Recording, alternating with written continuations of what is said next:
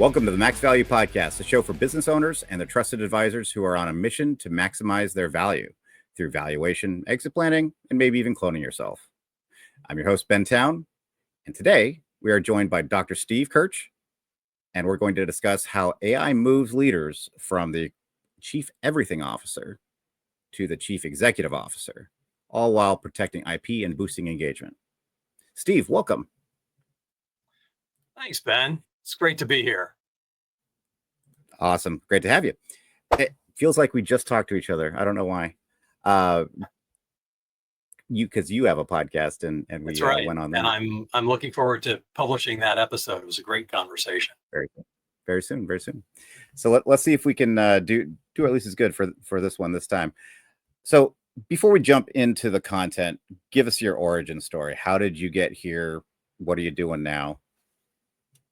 Yeah, so it's kind of an interesting story. And one of the reasons in my podcast I do this as well is because everybody has got a really interesting story about how they got to where they are. And I started out, I have a PhD in physics, and I worked in high tech for about 30 years. Along the way, discovered a passion for teaching people how to be more efficient and effective in their jobs.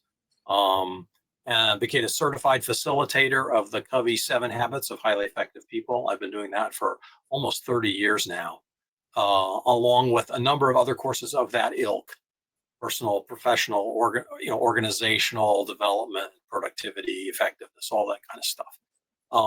When I gave up my corporate gig, now a little more than 9 years ago, I decided to hang out a shingle as a productivity coach. And what I discovered was that small business owners in particular have absolutely no clue what their time is worth. And that created a challenge for me as a productivity coach. I was trying to sell them an increase in the value of something they didn't understand.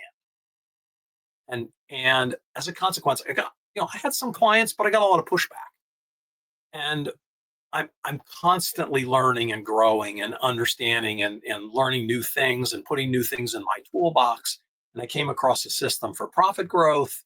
And then through the nonprofit where I'm on the board, developed a program for scaling businesses, particularly nonprofits, by using the Rockefeller habits. Some people know this as scaling up. Other people know it as EOS.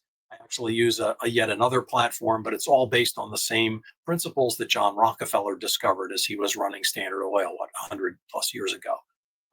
Was reasonably effective as a corporate leader, so we've adapted some of those. 15 months ago or so, again, as I'm continuing to learn and grow and discover new things, I came across the system that enables me to help small businesses really leverage AI. And we can enable every employee in every role to do everything that they do faster and easier by using AI. And this includes the Chief Everything Officer. I mean, that's one of the beauties of the scaling up process, right? One of the things that I go through with my clients is we have a list of all of the organizational duties, all of the different boxes that have to be checked, all of the different things that need to be done to run an organization. And I ask, who's responsible? And how do you know when they're successful? What's the metric that matters in that role? And the thing that I discover so often when I talk to small business owners, to people that run their business, and it's typically it's not a publicly traded company, right? Is that their name is on every box, and they're literally responsible for every decision that's taking place in that company, and that's not scalable. So we help figure out, well, what can you offload?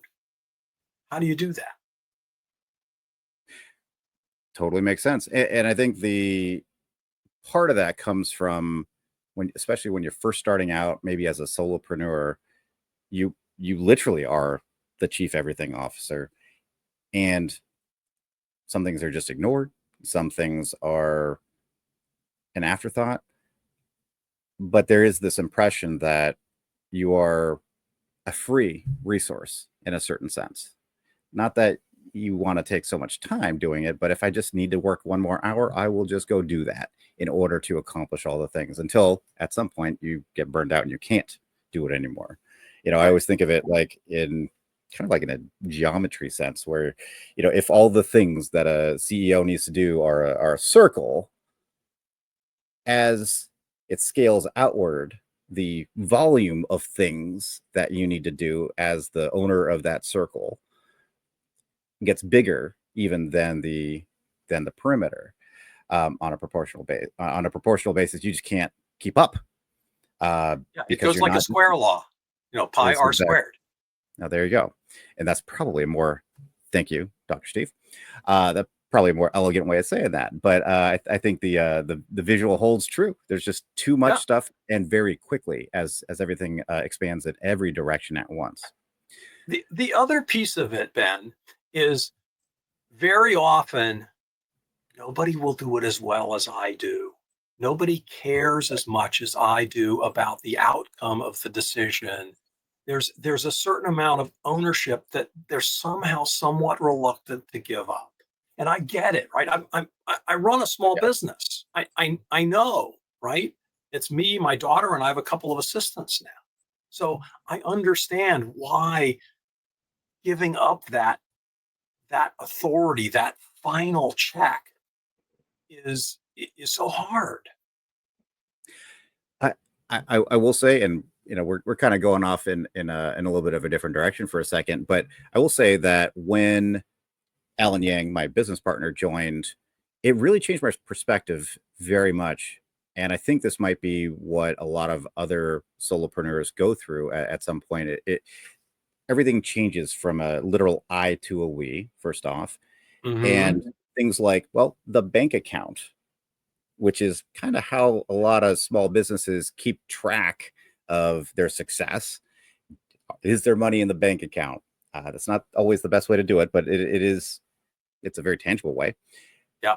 It goes from, well, that's my money in a different account, a non-personal account, to that's the business's money as a separate entity. And so the concept of having this separate entity running with you, but it's in some ways having a life apart from you is super important. And so when we're then I think that can feed into the idea of, well, I'm not just the everything. I need to be a part of this organization, this entity that lives without me, outside of me. And therefore, I need to optimize my own usage of myself in that case. It's a little bit of a weird, duality of thinking, but I think that's what we kind of have to do in order to get the best out of ourselves. Yeah. I think one of my coaches said, if you were going to hire yourself to be the CEO of the company, Mm-hmm. what tasks would you give yourself? What responsibilities would you give to the CEO? Not to you, but to the CEO, who just happens to also be you. And think about it in that way. Being introspective is hard. Let's just say that. I mean, gosh, if people could do it easily, you wouldn't have a job. And maybe neither would I. At the end of the day, though, now we have better tools than ever to do some of these things, including, and kind of one of the central focus points for the conversation today is AI. So if you had to bake it down into a sentence, what could a small business expect to have happen if they actually do implement AI and do it correctly? Yeah. So one of the things that we have found is that when everybody in the company adopts AI in the way in which we try to infuse so that everybody is thinking about AI first, or I'll say AI forward, right? Becoming AI primary. We can basically somewhere between 40 and 60% reduction in time spent on the things that are on your list, the things that you do on a daily basis. And we tell the CEOs, you've got to get out in front of this because some people are afraid. But basically, you have three choices, right? You can fire half your staff. We don't recommend that, but you can do it. It's an option, right? You can double the output, just have them produce twice as much of what they're currently doing. Or you can free them to do the stuff that they say, oh gosh, I wish I could do that. I wish I had the time to do that. And so that's really, in one sentence, we find 40 to 60% reduction if properly implemented across the board, all knowledge work.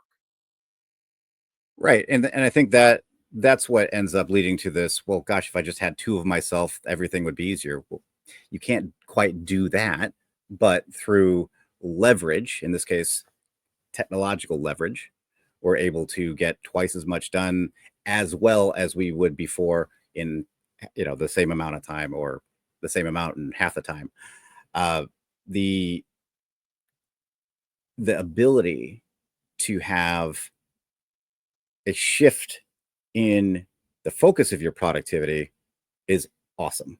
I mean, even just thinking about, and I'll bring this back to boring old accounting for a second, between when I first started, when everything wasn't computerized, not quite, there were still a couple of clients that I worked with that used column paper to do their accounting.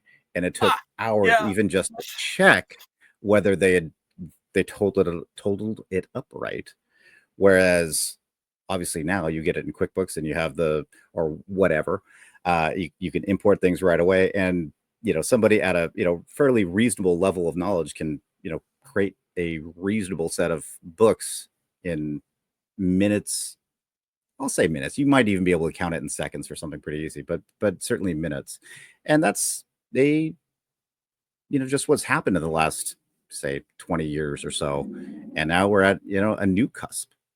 And being at a new cusp, that's scary, or can be. And AI definitely does scare some people. And some people, you kind of joked about it for a second. Some people are worried about losing their jobs over it. I'm going to be replaced by AI. It's a reasonable fear, whether or not, right? No, you're not. But, and I'm certainly not, and you're not. And even the regular workers. Yeah, absolutely. So, but you do make it sound like, hey, this is a blue sky, unalloyed good for people. But what do you see at kind of the ground level for staff morale when AI is actually implemented well? Well, what we find is people are more efficient and effective, yes, but they're also more engaged. And why are they more engaged? Because they have this really long list of stuff that they wish they could get to. They just don't have the time to do it because they got all this piddly little stuff that they have to get done, right? These are the have-tos. That's the stuff that gets done. And if they run out of time, well, the stuff that they would like to do or would be fun for them to do or is more interesting about the job, that's stuff they don't have time for. Well, if you can reduce the have-to 2 or 3 days a week, then you have 2 or 3 days a week of stuff that you want to do, that you're excited about doing. And so, again, assuming that the leader gets out in front and says, look, we're not learning AI so we can get rid of half of you. We're learning AI so we can double the output of the company and really take it to the next level. And of course, what does that do to the valuation, Ben? That's your bailiwick, right? Oh, absolutely. I mean, then you start looking at things like revenue per full-time equivalent. It obviously drops right down to the bottom line. Maybe if you have especially effective personnel, you can afford to pay them more and have more profitability at the same time.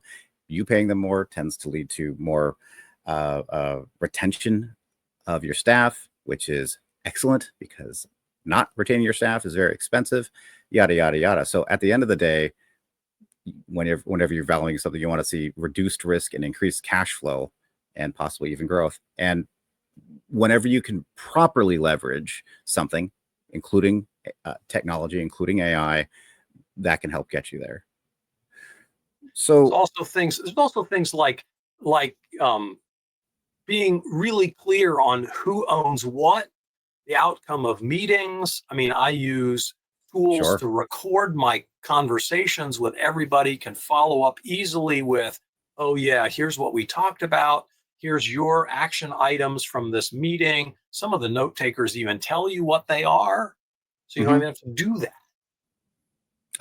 I absolutely use that for almost every prospect call. Obviously, there are exceptions to this, but what happens is you get those transcripts, you get those recordings, and you're able to share it with the rest of your team, even though they weren't there in the first place.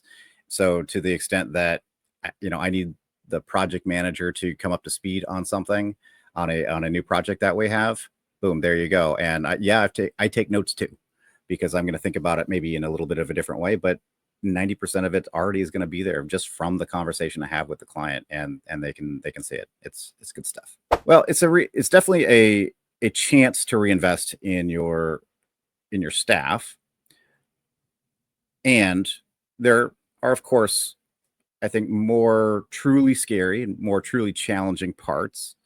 Like, what about keeping your intellectual property, keeping proprietary confidential data safe from I'll say some of the more popular, or within some of the more popular AI platforms?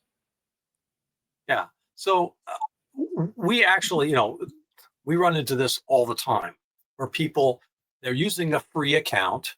And if you Hmm. use a free account, you know who gets the value out of that, and you know what the value is, right? It's your data. So you have to be very careful when you're using a free account, just like, Facebook or any of those, right? Your Hmm. data is the product, right? Hmm. So please don't do that. Create an IP policy, pay for your employees to use a platform. Make sure you turn off all of the data sharing options. And of course, somebody wants to talk to me about that, I'm happy to show them how that happens. But even better, we have a platform through a partner that creates an IP vault for your data. So when you upload it to this platform that's an interface to large language models, your data is safe and secure inside that IP vault. And you can communicate with, well, OpenAI, even up through GPT-5, which just got released last week, with Claude, Anthropic's Claude, several different models of that, through Amazon Nova Pro, Google's Gemini platform. Again, lots of different choices there, lots of different models. You can interact with all of those models, and your data remains safe and secure. Gotcha. So, I mean, I kind of gotcha that maybe you can explain what that means, maybe in more layperson English, because I already can't sleep at night about some of the security issues. A lot of people can't, and I want to be able to understand those nightmares a little bit better. Yeah. So how Okay. can you make that more Yeah. understandable for So me? so um, my daughter can explain this much better than I can and all the technical lingo, but the way she explains it in ways that I think most people understand, it's like when you put your credit card into one of those shredders and you get all those little bits and pieces of the credit card, right? Hmm. The the interface to the large language model figures out which pieces of the credit card it needs to share with the large language model, and does it in a mathematically, well, it's vectorized, but it's a mathematical formulation, military grade. I think they said 1048 or 1024 bit encryption. Okay. So it's really encrypted. and only the pieces that are required get shared with the large language models. So there's no way for Humpty Dumpty to put that back together again. The danger in taking information to the large language model is not that it understands, because it doesn't understand anything, but it's looking for frequency of words and which words go together. And if you break this up into little pieces, they can't put the words back together. In other words, there's no way to put Humpty Dumpty back together again. Does that make sense? Gotcha. So it's what bits and pieces, little pieces of Humpty Dumpty's shell, but you can't create a whole shell because you don't have all of the pieces. And furthermore, you don't know which one goes where. I mean, that sounds like a lot like a tabletop puzzle where all the pieces are the same shape or something, something evil like that. But the encryption software is able to track each and every piece of that data, so it can understand and parse out where all those pieces ought to be and can reinterpret everything. So, okay, I think that makes sense. Boy, I mean, frankly, that's a lot for me. It is. It's very complicated mathematics. There's a patent pending on the platform, on the technology. That it's a special kind of encryption that is really keeps your data. And in fact, if you have an account on our platform, I can't see your data either. Right? It's only people in that account that can see it, and the large language model interface only puts those pieces up there that are absolutely required for the prompt, for the issue at hand. Right. Okay. And hopefully everybody got that. I'm usually one of the last people on that adoption curve for anything technological. I'm trying not to be that guy this time on this particular wave of technological improvement, because everybody always says when something changes like this, that's a real ground shift, there will be people left behind. There will be companies left behind that aren't taking advantage of the new tool, etc. And I think this is certainly one that's going to be a tectonic shift that creates a divide between, hopefully, us on the positive side and maybe people who get left behind. So what would tell you, what are some of the flags that would say that a company, possibly our company, for example, that it is using AI leverage well? So I think one of the easiest things is, you talked about it earlier, revenue per employee. If you double the output of every employee, it seems like the revenue ought to go up. Maybe it's not double, but it certainly should go up dramatically. In fact, you could imagine that if you're doing those higher level tasks, that it should go up even more than twice, right? The things that are, the next level of task. The response time, it really depends on the business itself, but looking at the ability to handle multiple tasks at the same time, because again, you have an AI agent that can work for you while you're working on something else, right? And then you feed it that information, and you come back to it and gather that. Always have to have a human in the loop. You can never just take what the AI puts out and just say it's done. But think about what would happen if every employee who's an expert in what they do had world-class experts advising them and taking their game to the next level. That's an easy way to think about what you can do with AI. You have all of That's that stuff true. at your fingertips. That's absolutely true. I I used an AI tool to help kind of organize what we're talking about today, based on some of the discussion you and I had in prep for this. And is it better? Is the result better than what I would have put together myself? I don't think so. But is it similar? Is it the same quality? And did I do it a lot faster? Yes. So I absolutely, this is making something that I really enjoy doing, the podcast here, more doable whilst I'm doing my normal job on a day-to-day basis, because it doesn't create that time suck that everybody's afraid of. But speaking of, Sorry, I just want to jump in here because we did an experiment with a law firm and a paralegal, an overseas paralegal. The paralegal is a lawyer, trained lawyer, just not part of the bar in the state where the law firm was. Right, it's in the Philippines. Mhm. And the result of that, experiment, the data that we got was, yeah, she was 40 to 60% faster in doing stuff, but the quality was better, and she asked the lawyer fewer questions. Along what dimension, or what told you that the quality was better? I mean, how did you measure that? The lawyer said it took him less time to review.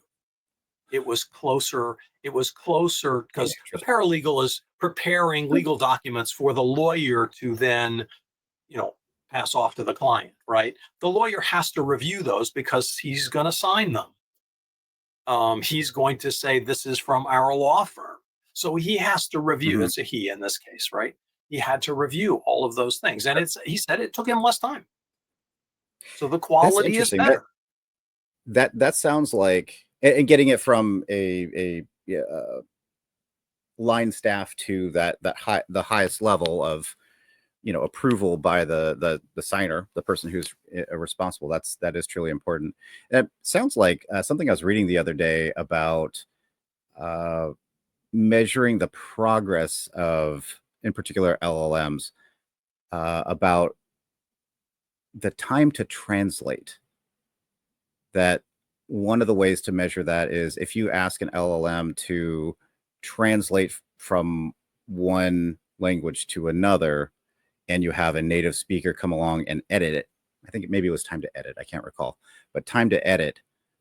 Uh, the better and better the AI is, the less correction and the less time it'll take to correct a document prepared by that or translated by that AI, by that native speaker. And so at the end of the day, that sounds a lot like what that is. I mean, because frankly, It's law is legalese, right? legalese. Law is pretty opaque for a lot of us. And by the way, just as a total aside, I think it's really interesting. We could probably do a whole episode on this, but that business model where there's a paralegal offshore supporting a US based lawyer, I think is super interesting. And I really would want to know more about that. And the reason why I think it's super interesting is most of my lawyer friends, when I talk about that kind of stuff, they just cringe and say that's an impossible model, that doesn't work for whatever various reasons, and they're not completely wrong at all. I mean, it's their business, they would know. Challenges, of course. But also, I think it's interesting that this person did it, though. Yeah. That was, and she's been working for this law firm for several years. This is not a brand new paralegal that we just spun up. I mean, this was comparison Fair, for, fair enough. a number of years of her work. And now we trained her in AI and it stepped up a level. So Makes sense. proves the efficacy of, Okay. at least in that sense. Getting a little bit practical for a second.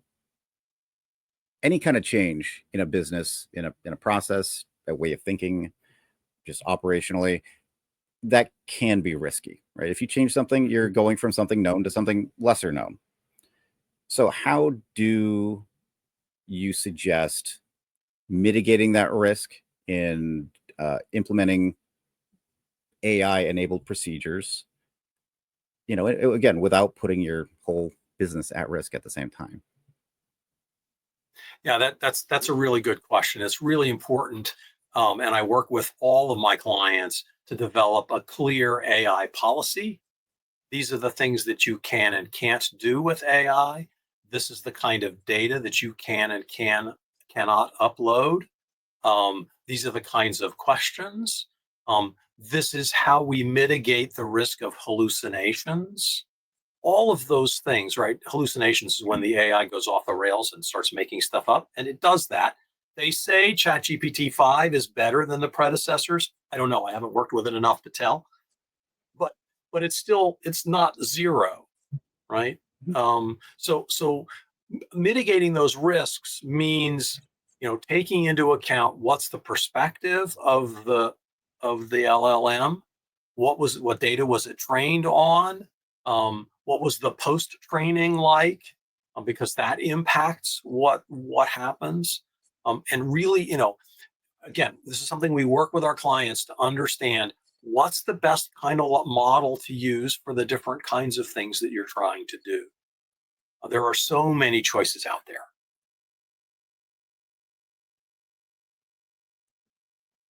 I definitely understand the training piece, and I think people have used that terminology quite a bit. So hopefully, loading things into the AI so that it can learn off of your information. Again, you at least need to have a paid account to even start thinking about that. But you said post, what did you say? Post chat, Post training. post training. Yeah. Yeah. So these models are, when I talk about AI training, I'm not talking about what you and I do in terms of loading our information. I'm talking Oh, about okay. the basics of the way the model is trained on all of the data in the internet, right? Got it. Okay. After they do that, then there's a wrapper put around it. And for those of you who understand this kind of thing, I'll just give you a quick example, right? Maybe you don't understand it, but here's a quick example. Did you know ChatGPT and Microsoft Copilot are the same LLM? They're the same large language model. There's a post-training interface that goes on top of that, so that if you fed the same prompt into both ChatGPT and to Microsoft Copilot, you would get a different response. And it's because of that post-training. Another And the example post of training comes this, from the interface. Oh, go ahead. well, Sorry. the company that's selling you the LLM, or licensing the LLM to you, does training, and they spend a lot of time trying to fine tune that. I don't know if you remember, a while ago there was a time when a release got too sycophantic, right? It was uh, too sympathetic, and too um, compromising in terms of all of the description, the conversation that it had. It was just over the top, sort of telling you everything was fine, everything was okay, you were doing great, all of that kind of stuff. It was too far that way, and they Mhm. had to retrain it. They had to. So that's part of that post training, and they do a lot of work to test these models and to tune that before they release it to the public. That's called post training. And every model has a perspective. I'll give you a concrete example at the risk of being somewhat political. Um, Okay, go for it. Grok, Grok 4, early in its Yeah. release, when you asked it a political question, it checked to see what Elon Musk would say in his Twitter feeds about that issue and give you Elon Musk's answer, because that was the way it had been trained. Now, whether you agree with Elon Musk or not, he has a version of truth. Other people have a different version of truth. And you need to be aware that there are people working on these models that um, influence how they respond. And I would imagine that's That's true across the board. trying I'm just trying giving not you that yeah, as a try not to get specific example, right? oh, sure. because everybody has their own context of how their knowledge and wisdom Yeah. and everything have developed over time. And so it would be hard for me to think like somebody who's had a very different, say, upbringing and career than I have, for example. And that would absolutely affect how I might subconsciously program something or create a system. Again, is why it's really great to have multiple viewpoints on something. And it's not necessarily intentional, but in this particular case, you could watch the reasoning of the grok as it was saying, I'm going to go check this, and I'm going to go look at this, and I'm going to go check this, and I'm going to ask Elon Musk, and and people went, oh, that's interesting. That makes sense.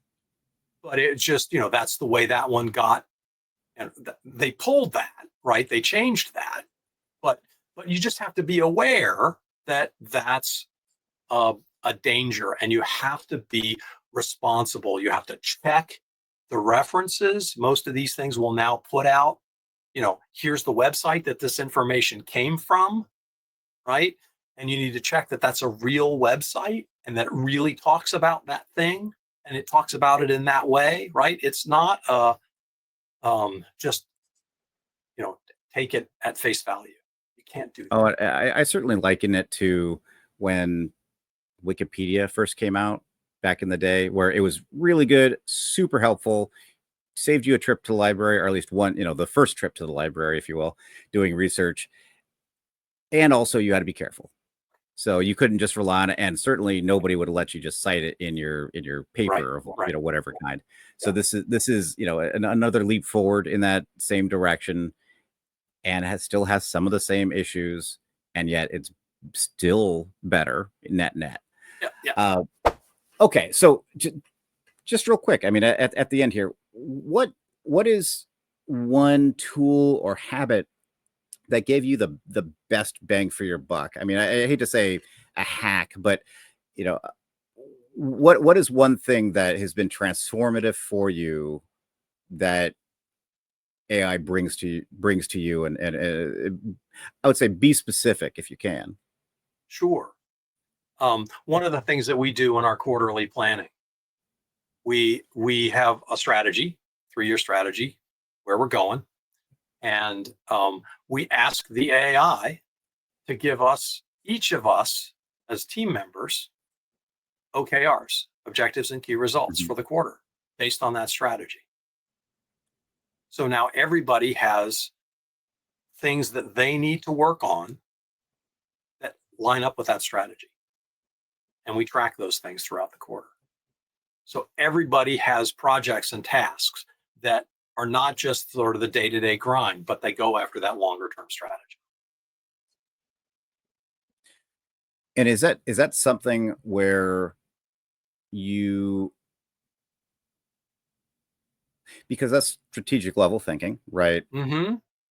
Is that something where you're giving the AI quite a bit of guidance first, or kind of using it as not just, but as a creative thought creator? It is always a thought partner. It is always a, hey, let's think about this.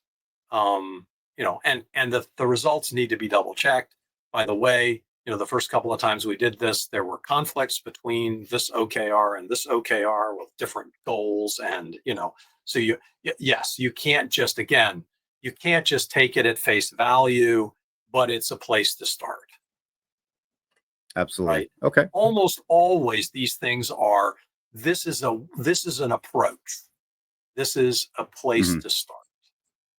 I think my favorite hack, if you will, for using AI is, if you don't know how AI can help you, ask it. So you have a problem you're working on. You have a problem you're working on, and you think AI might be able to help. Give me 3 ways that AI could help me with this problem. And then look at them. Right. And I keep hearing that as kind of the in a certain sense, the ultimate hack, or the ultimate just simple place to start for everyone. Again, even using ChatGPT ends up being what I tend to use. But even using that, I don't know. Do they have instructions out there? Because you basically just ask it, how do you use it? Yeah. And it Give will me, yeah. tell you. Yeah. It's a meta thing that I would never say, hey Steve, how can you help me solve this problem? I would never do that. But you can do that with ChatGPT or your large language model of Right. choice, and it will happily answer. Now, there's a lot more nuance to it than that, but For sure. essentially, give me three choices, three different ways you could help. Right. Right. So this is the umpteenth AI podcast out there. And that's just talking about AI, let alone the fact that there's these promises in the news that AI will do all these positive things and some negative, all these things. And on top of that, it's the models themselves are multiple models. There's so many platforms, and even among those, there's different iterations that keep moving, different versions that keep improving. It's really overwhelming, even in me saying all these things. I get overwhelmed. How does somebody not be overwhelmed? Resist the tide of the AI overwhelm. Well, I think there's a couple of things. One is you could probably use a guide. Just saying. Be happy to talk to any of the listeners about, where do they want to start? What do they want to do? But start small.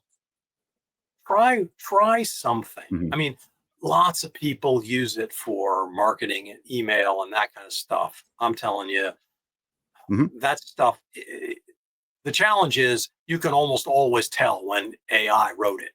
So you need to make sure that you rewrite it with your own voice. Right. But that's an easy place to start. But there are, and you're right, there are so many tools. How do you pick one? Well, one of the advantages that we have is we're completely platform agnostic. And the things that we teach, the things that we help people understand, they can use in whatever environment they are comfortable in, whatever one they like. So I would just say start small, start with a task. Remember that context is everything. If you want the right kind of output from your AI, you need to make sure it has proper kind of background information on you, on your problem, on your company, on what you're trying to do. And the more context you give it, the better the response. That makes sense. Well, that's how you often need to be communicating with your staff too.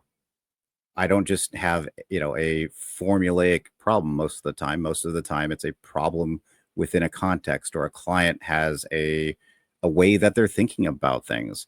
Whether or not that's how we're going to think about it is a different question, but we have to know where they're coming from in order to not just perform the project or perform the work, but also to really understand how it fits into the whole solution set of what they're looking for. So that absolutely makes complete sense to me, that you need to tell the AI, this is the type of answer I need, not just what is the answer, please. Right. And never, ever ask it for the answer. I always ask for 2 or 3 options, or 5 options, or, give me your 3 best. Right. Yeah. I certainly don't want to have it just say 42 right back at you. That's not helpful. So before we wrap, let's just do a couple of quick personal questions. I always like Sure. to get to know you a bit. So tell me something that's not on your LinkedIn or your website profile. Well, I'm going to cheat a little bit here because this is mentioned on my LinkedIn profile, but not to the extent that it's true. Right. I sing a cappella. And I sing in a very, very fine men's a cappella chorus out of San Francisco called the Fog City Singers. It's a world-class a cappella chorus. I know it's world-class because we just competed at the international competition of the Barbershop Harmony Society. And there were 38 choruses that qualified to be there. We finished 4th. Excellent. In the world. Congratulations. So it's pretty good. People want to hear about it or hear us perform. Go to YouTube and look for Fog City Singers. Okay. That might be pretty interesting to check out. I will. You definitely do have an excellent voice for podcasting. I will say that. Well, thank you. I know that from personal experience. Okay. So what is it about in your non-singing daily life? What is it about what you do that's rewarding for you? I like helping people. I love learning, and I love helping people figure out how to do new and challenging things. I spent 30 years in high tech figuring out how to solve problems, both for myself, for my teams. I became known as a manager who could come in and stabilize organizations because I care about people more than, there are some physicists who are not as personable, I'll say. People skills. So I love helping people. Yes, they're very technically oriented. Very, very, very, very fine people. Just soft skills, not always there. And that's okay. We're in Silicon Valley. I don't think we have any of those kind of people here. No. Anyway, I love helping people. I love helping them figure things out. I love solving problems. It's just a lot of fun. I do tend to find that the highest value stuff, the highest value tasks and actions that we take often tend to be fun, because if we're high performing people, I'll just use that, man, that sounded like a ego stroke there. But really, if we're out there doing things that are valuable in society, generally speaking, there's a lot of return you get from it, monetary and non-monetary. And right. Gosh, it ends up being fun. You just mentioned this a little bit, the learning aspect. We're always on a mission to improve ourselves. What is it that you're reading or learning right now? I knew you were going to ask this, and I meant to look up the name of the book. I'm listening to a new Audible. For me, and I want to get the title correct. It's called The Ruthless Elimination of Hurry. Okay. Yeah. So it's about how to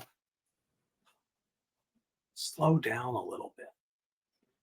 We're everybody, when you ask them how are they doing, what do they answer? Good. Busy, but good. That's the most common answer that I hear. It's probably the most common answer that I give, right? And one of the questions he asks in the book, I'm not all the way through it yet, but are you constantly, when you pull up to a red light, are you constantly looking for which lane has the fewest cars in it and pull into that lane?